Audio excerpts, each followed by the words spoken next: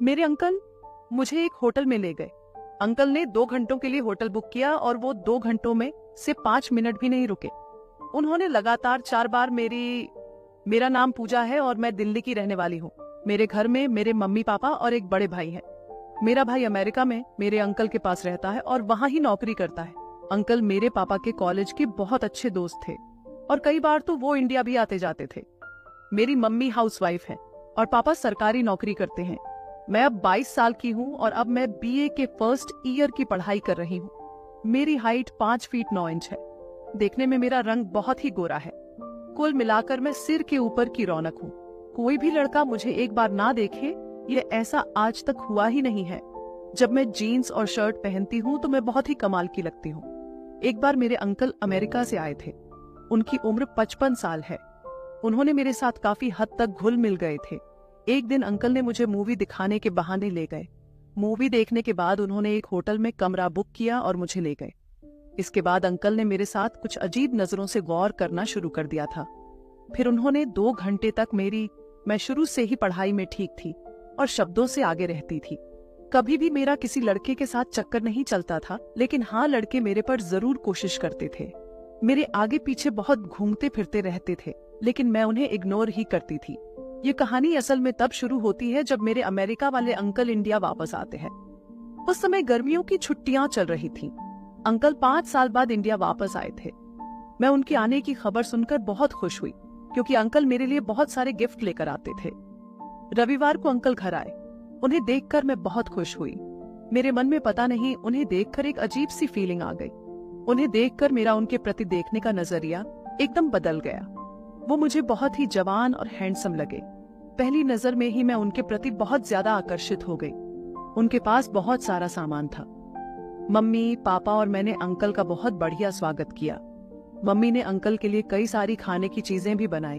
सभी सोफे पर बैठकर बातें करने लगे। काफी देर बातें करने के बाद पापा बोले, यार तुम थोड़ा आराम कर लो, तुम थक गए होंगे। तब अंकल बोले, हाँ थक तो मैं गया हूँ। फिर पापा ने मुझे कहा कि अंकल को कमरा दिखा दो। हमने अंकल के लिए गेस्ट रूम बहुत अच्छे तरीके से सजाया था।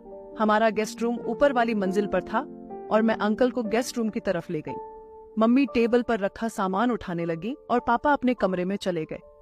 ऊपर जाते समय अंकल ने मुझसे कहा, पूजा तुम तो बहुत बड़ी हो गई हो, बहुत सुंदर लग रही हो। मैंने अंकल की बात सुनकर खुश होकर मुस्कुराते हुए कहा, अंकल जी ये तो बात आप सही कह रहे हैं। मैं अब बड़ी हो गई हूँ और आप भी कोई कम लग रहे हैं। किसी से बॉडी छोटी तो देखो, इस उम्र में भी जवान लग रहे हो। अंकल ने मेरे कंधों पर हाथ मारकर हंसते हुए कहा, मैं तो जवान हूँ, तुम परख के देख ले। मैंने कहा, कोई बात नहीं अंकल जी, किसी अच्छे मौके पर मैं आपको भी परख के देख लूंगी। अंकल बोले, मैं तो हमेशा तैयार हूँ, तुम बस बताओ। मैंने कहा, अंकल चलो छोड़ो यह बात, आप यह बताओ मेरे लिए क्या गिफ्ट लेकर आए हो। तब अंकल ने कहा, इस बार मैं वहां से कोई भी गिफ्ट नहीं लाया, क्योंकि जो तुम्हें चाहिए मैं तुम्हें यहीं से दिला दूंगा। ये सुनकर मैं खुश हो गई और अंकल को हंसते हुए गले लगा लिया। अंकल ने भी मुझे गले लगाया। अंकल ने गले लगाते हुए मेरी पीठ पर हाथ फेर दिया और आप समझ ही गए होंगे। फिर हम अंकल के कमरे में पहुंच गए। मैं बिस्तर पर बैठ गई और अंकल शर्ट बदलने लगे। तभी पापा ऊपर आ गए और आकर कुर्सी पर बैठ गए। मैंने कहा, पापा अंकल की बॉडी देखो, एकदम सलमान खान जैसी लगती है। पापा ने कहा, ओह बेटी, अमेरिका में इनकी बॉडी किसी से कम थोड़ी ही होगी। शादी इन्होंने अब तक नहीं कराई, सारा दिन तो जिम में लगाते होंगे। तब अंकल ने कहा, यार शादी तो मैंने इनकी ही नहीं कराई। रही बॉडी की बात, और फिर विलय होगा तो क्या करेंगे? तुम भी थोड़ी बहुत एक्सरसाइज किया करो, तुम्हारी भी बॉडी मेरी जैसी हो जाएगी।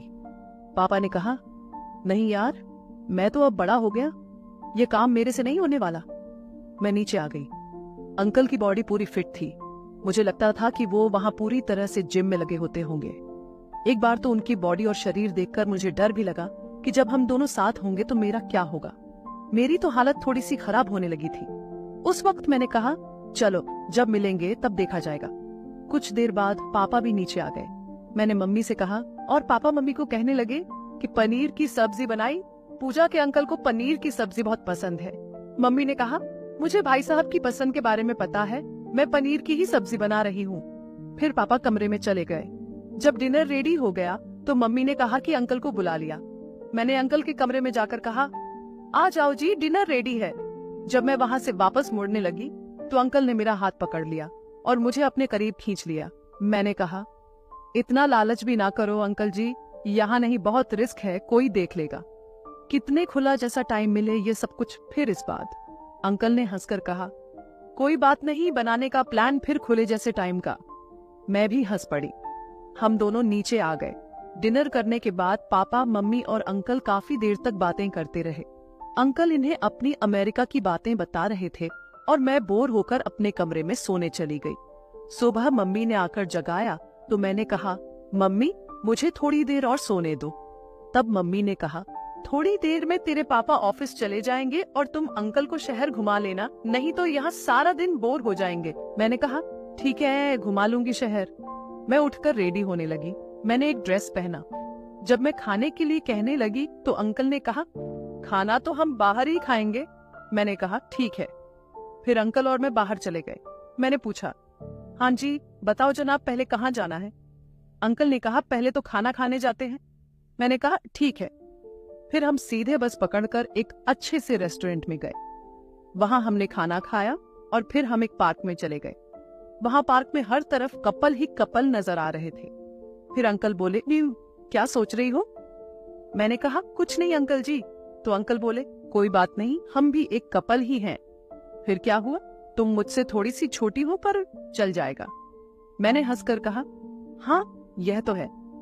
इसके बाद अंकल बोले, आजा, आज मैं तुम्हें शॉपिंग करवा कर लाऊंगा, बढ़िया बढ़िया टी शर्ट और जीन्स दिला कर लाऊंगा। हम एक बड़े से मॉल में गए।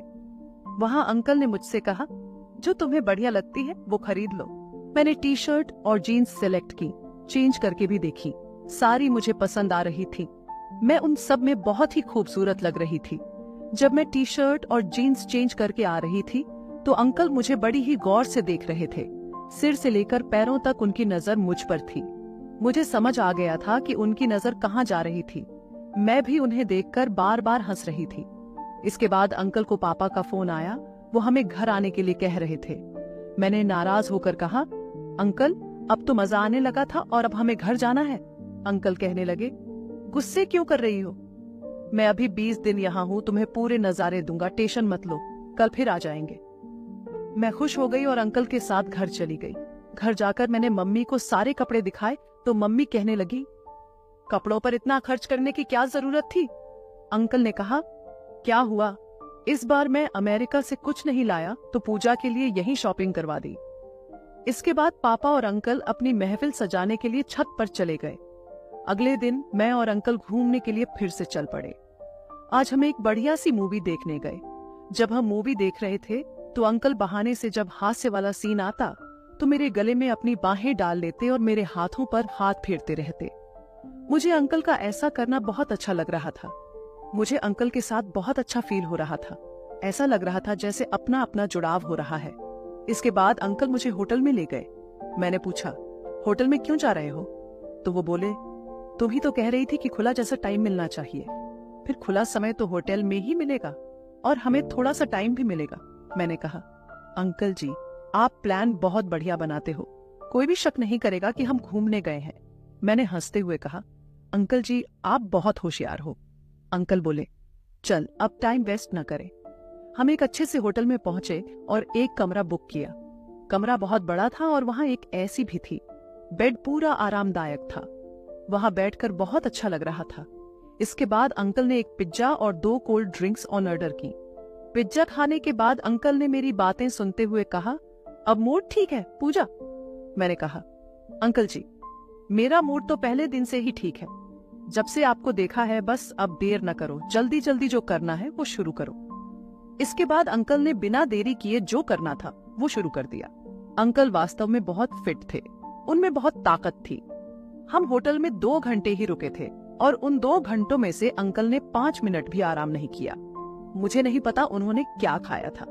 मेरी हालत तो ऐसी थी कि मैं क्या बताऊं, बहुत बुरा लग रहा था। अंकल ने मुझे बोलने लायक नहीं छोड़ा।